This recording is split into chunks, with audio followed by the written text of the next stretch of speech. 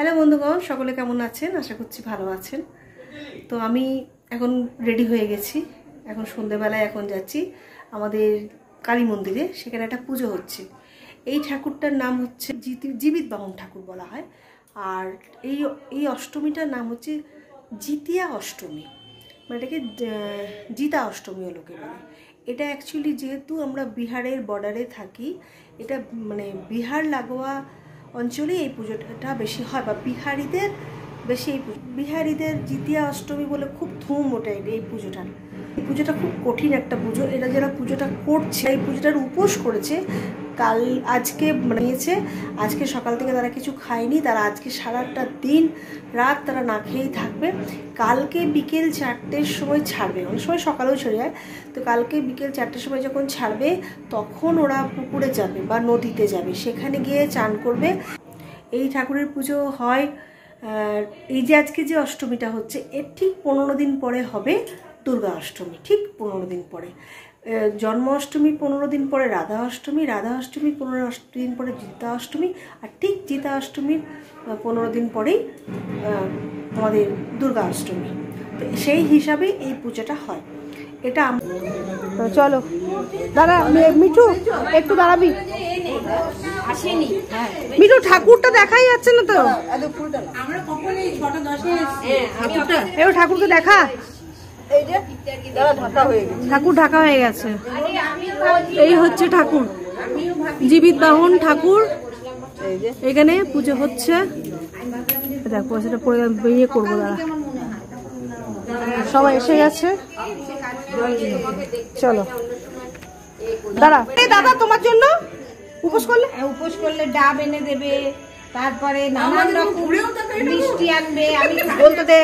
তারপরে এই যে মনে কর সোমবার করি তো ছানা, আমি মিষ্টি অত খাই না বলে ছানা এনে দেবে।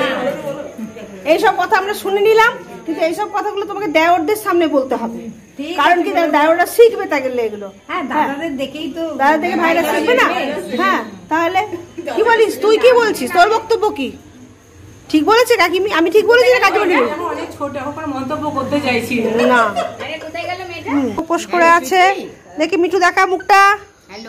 এই মিঠু, আর ওদিকে হচ্ছে আমাদের, হ্যাঁ বসো বসো বসো, এই মিঠু আর এই পুটকিদি। এরা পুটকিদি ভালো নাম কি? সুনীতি চ্যাটার্জি। হ্যাঁ, সুন্দরভাবে পুজো করছে দুজনা মিলে। এই হচ্ছে পুরোহিতেরা, আর এই হচ্ছে ঠাকুর। এই যে আমাদের আরেকজন চলে এসছে। হ্যাঁ, পুজোটা প্রণাম করলি? এই যে তোমাকে আমাকে দেখে নিয়ে প্রণাম। আচ্ছা ঠিক আছে, প্রণাম কর। আমাদের পুজো হয়ে গেল, এরপর রিহার্সাল চলবে। যাই এবারে চলে যাই রিহার্সালে, পার্টি চলে এসছে।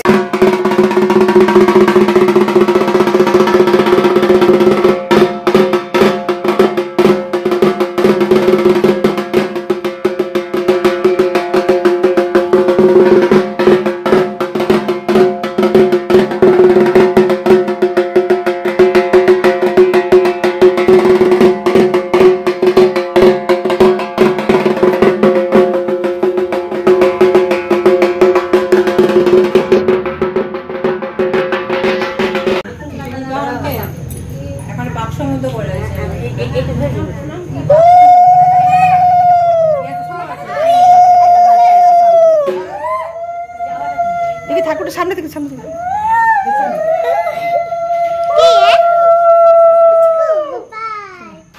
চলো, হ্যাঁ হ্যাঁ দেবো।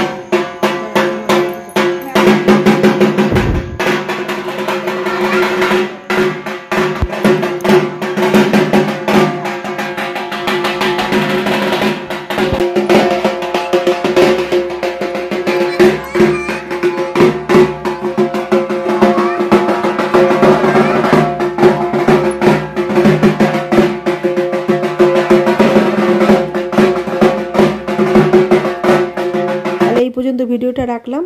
এই ঠাকুর সম্পর্কে বা এই পুজো সম্পর্কে আরও যদি কারো কিছু জানা থাকে, অবশ্যই আমাকে কমেন্টস করে জানাবেন। আর লাইক, কমেন্ট, শেয়ার অবশ্যই করবেন। আজকের মতো ভিডিওটা রাখি। বাই বাই, সঙ্গে থাকুন।